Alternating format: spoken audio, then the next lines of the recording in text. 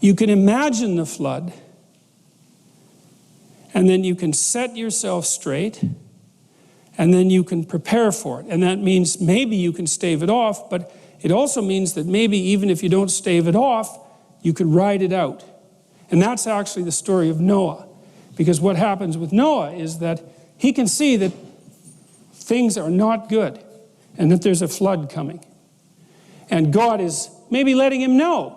And it says in the story that Noah walked with God. Remember, and that's what Adam did before he got all self-conscious about the whole thing. He walked with God. We'll talk about that more next time.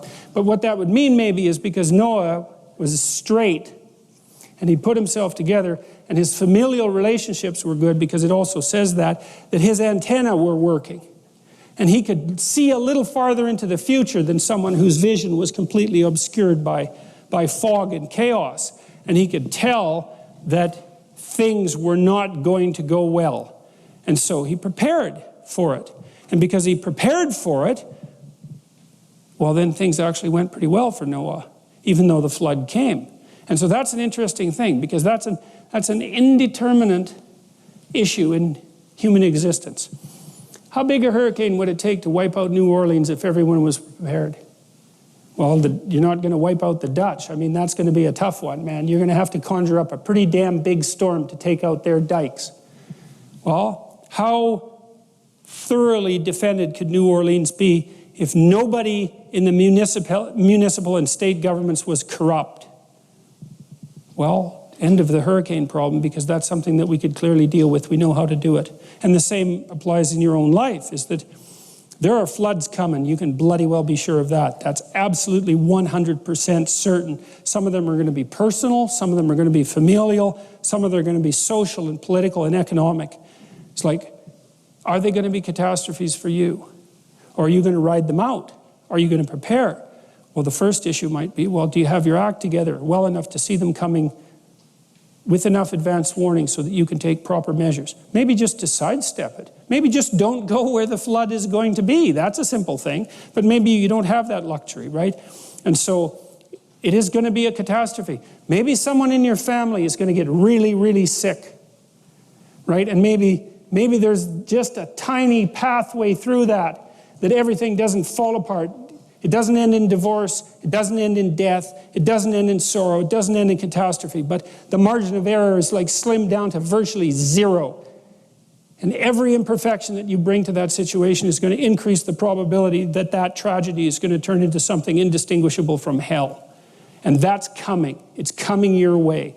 Absolutely, certainly. And so then you might think, well, since it's coming your way, maybe the best thing to do is to put yourself together so that when it comes, it can be the least amount of awful possible. So I'll close with a story. This was a very affecting story for me. My mother-in-law had frontotemporal dementia, and she developed it quite young. She was about 55, something like that. And her husband, who was a very extroverted, man-about-town guy, I grew up in a small town, everybody knew him. He was charismatic, drank too much, charismatic, good businessman, quite a remarkable person, a real character. But not exactly a family man, even though he provided for his family very well. But when his wife got sick, he really took care of her, man. It was something to see, because that's no joke, dealing with someone who has Alzheimer's for all intents and purposes, because they get taken away from you piece by piece. And that is not pretty. And then it's also hard, right? Not only is it catastrophic, but it's hard. And Jesus, he just stepped into that like perfectly. And it was way less awful than it could have been. It was just a tragedy. It wasn't hell. And then I was there when she died. And my wife's family are actually pretty good at dealing with death, as it turns out. My wife's sister is a palliative care nurse, and you have to be a pretty tough cookie to be a palliative care nurse, but you can do it, which is pretty interesting, because that means that you can go make relationships with people at the last stages of their life that are genuine relationships, and people just die on you nonstop. And yet, you know, she's a competent, alive, alert, fun person. It's like 2 thumbs up for her, man. That's someone you can rely on in a tragedy. And her other sister is a pharmacist, and my wife has volunteered in palliative care wards and is also very good at taking care of people who are genuinely not in good health. And so we were there when my mother-in-law died, and of course, you can imagine, here's a deathbed situation for you. Your mother-in-law is dying and everyone's at each other's throats. It's like, you think that's uncommon, then your eyes aren't open, because it's plenty bloody common. And then it's not just a tragedy, it's hell. And like, maybe you can stand the tragedy, but you can't stand the hell. And in this situation, that isn't what happened, is everybody pulled together, and what happened was, well, she died. But what was so interesting was the family actually came together more tightly as a consequence. And so, although there was something taken away on the one hand, there was something gained on the other that wasn't trivial. And I'm not trying to be all optimistic and, isn't the universe a wonderful place about all this? Like, someone died in an ugly way, and it was harsh. But God, it was a hell of a lot better than it could have been, and maybe it was good enough. That's the thing, is that this is something that I constantly wonder, is that if people did what they could to speak the truth and pay attention, then maybe the tragedy that's part of life wouldn't have to deteriorate into the unbearable hell that doesn't have to be part of life. And maybe we could actually tolerate the tragedy, or maybe we could even rise above it, or maybe we could even mitigate it, because we do that sort of thing all the time. And so it's always an open question. And Iliad had put it very well. Are the floods the consequence of the fact that things fall apart? Or are the floods a consequence of the fact that people make mistakes that they know they shouldn't make and make anyways? They sin, right? And that's to miss the mark, right? Because that's an archery term, to sin. And that means maybe they don't even specify the damn target, which is really, you're not going to hit it unless you specify it. Or having specified it, they just say, oh, to hell with it. It's not that important. It's like, you got to be careful when you say something like, to hell with it.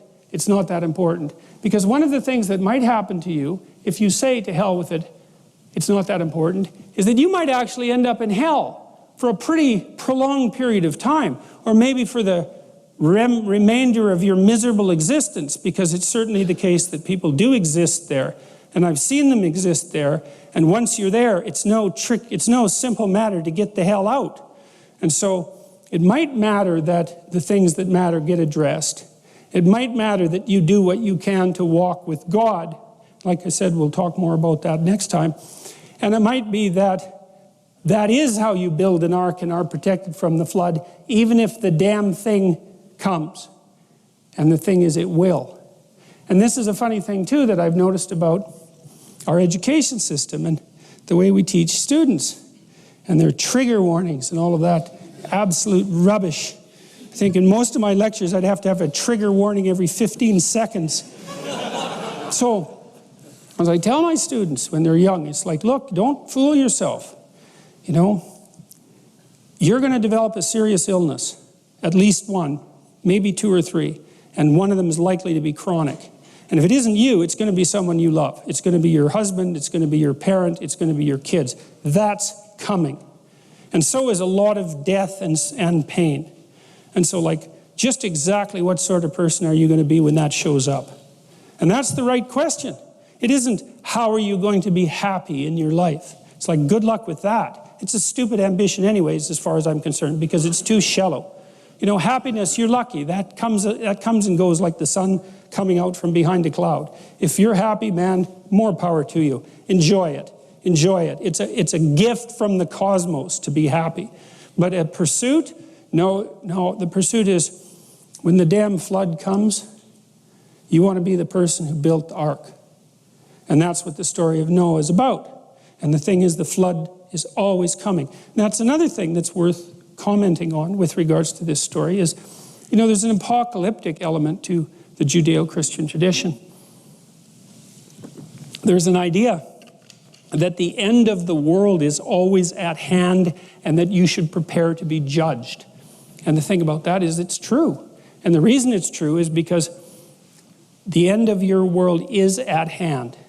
and it will certainly come. And when it comes, you will be judged, because it will be up to you to figure out what to do with the fact that your world just collapsed. And that'll be a moral problem of ultimate severity, because it'll push you right to your limits, and you'll find out exactly where your unaddressed weaknesses lie, because that's what happens in a crisis. And so the reason that that's an archetypal reality, and it lurks underneath the entire Judeo-Christian structure, the apocalypse, the impending apocalypse, is because we always live in apocalyptic times, and your world is always, in small ways and large ways, coming to an end. And so what do? You prepare for it. You prepare for your world to come to an end. And then maybe when the end comes, you get another world. That'd be a good deal.